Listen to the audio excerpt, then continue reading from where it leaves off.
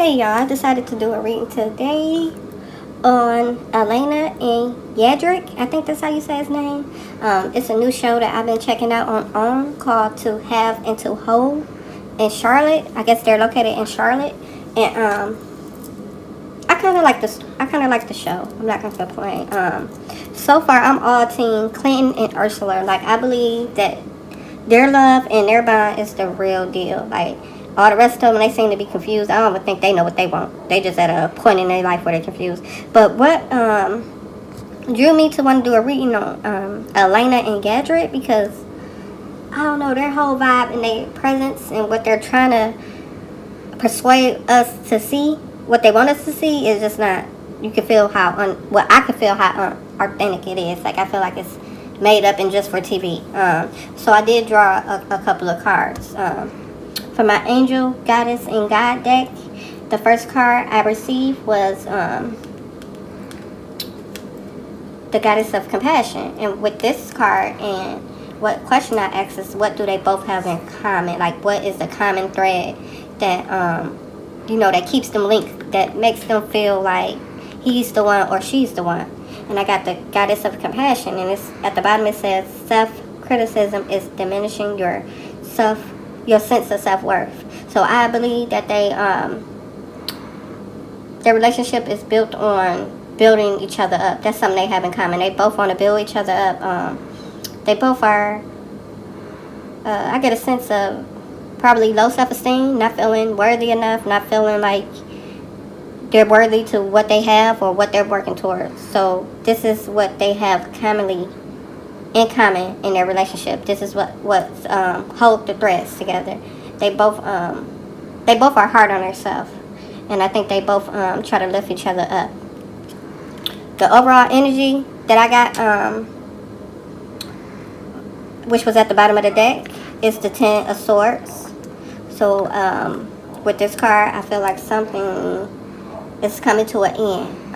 Maybe it's with their finances. Maybe it's with how they view each other. Maybe they're going to look at the show and say, oh, okay, that's what I'm putting out. I need to change. I don't know. Something is coming to an end. That's what I got with the Ten of Swords. Or it could be a little backstabbing, because the rest of the cards that came out for them is quite interesting. First card that I got out the deck was the Seven of Swords.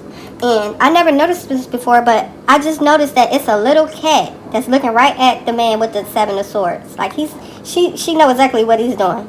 He's there for the money. He's there to get what he can get and to get to the other side where it's light and where the grass is a little bit greener. So when I pulled this card, I took a look at it and I saw the cat looking right at the man. I never noticed that cat. I just thought it was blended in with the picture. And it's looking right at the man. Take the swords and leave out deceitfully. Everyone knows Seven of Swords represents dishonesty, deceit, even theft. So this is the first card I got at the deck. And both of them know what's going on. I don't know if they're doing some disclaimer. I don't know if they're doing some scamming stuff to try to get more money. Or I don't know if they're working together. Or I don't know if he's trying to get something from her to get to where he needs to get. But they both got an idea of what's going on. He know what's going on, and this little pussycat do too. It's not completely in the dark. It's to the light. Somebody see it. Somebody knows. The next card I got is the Four of Swords. When the feeling I got from this card is someone that's not as healthy as they portraying to be. It might be mental health. Somebody might need mental health. Somebody might just need a break.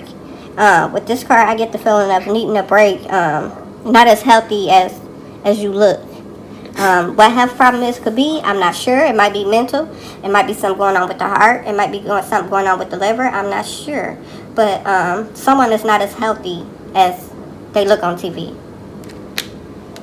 The next card I got is the Five of Pentacles.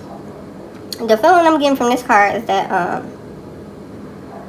this card screams Alane. Alane have had to get help from friends and organizations to stay afloat. She do know what it's like to be left out in the cold. I remember one episode she was saying how she was raised and she didn't have this and she didn't have that, and their family didn't take trips, and how she wanted to make sure her kids, have some of the luxuries that she didn't. And to stay afloat, she will go out there and research and get what she needs to keep her business afloat, to stay in her home. She has been out there where she had to ask for help, where she was left out in the cold and there was nothing else she could do but go seek these resources to get help. Even for Roderick, she then went out and about to ask for help with him and his endeavors. She have helped them a lot. Hey y'all, forgive me if I say their names wrong, but y'all know who I'm talking about. Again, this is from the show To Have and To Hold Charlotte, which is on. And again, this reading is on Yandrick. I think that's how you say his name. And Alane. Her name is Alane. Alane. Or they might say it on the show Elena. I'm not sure. But from the Google and the information I got, it's Alane and Yandrick. The next card I got is the Knight of Wands. When I got this card, first thing I got this was the nice strong horse. The sex game is on point. They both love having sex with each other. And that's what I got from this Knight of Wands. That's another strong element in their relationship is the sex game. The very next card I got after that is the Ten of Pentacles. They are about their money. They're trying to build something. One of them might be trying to build more for self than a family, or I'm not sure. It kind of throws me off with that that Seven of Swords I got at the beginning of the reading. But both of their objective overall is to reach that Ten of Pentacles. One is slower than the other.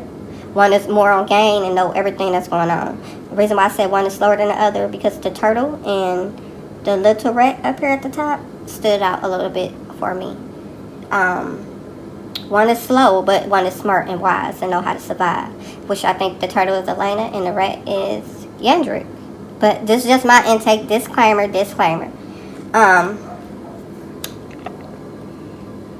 The very last card I got was the Tower.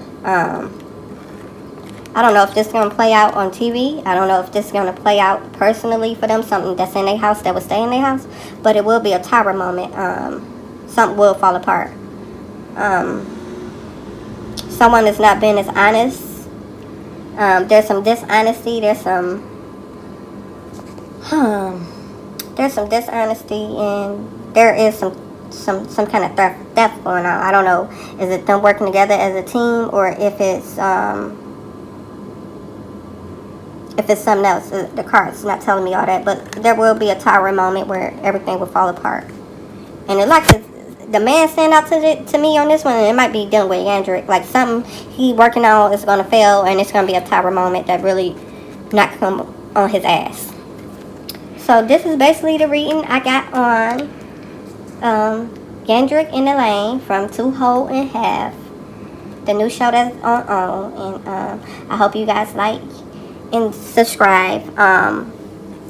If you need a personal reading, contact me at the link below. And thank you guys, and don't forget to leave comments. Bye bye.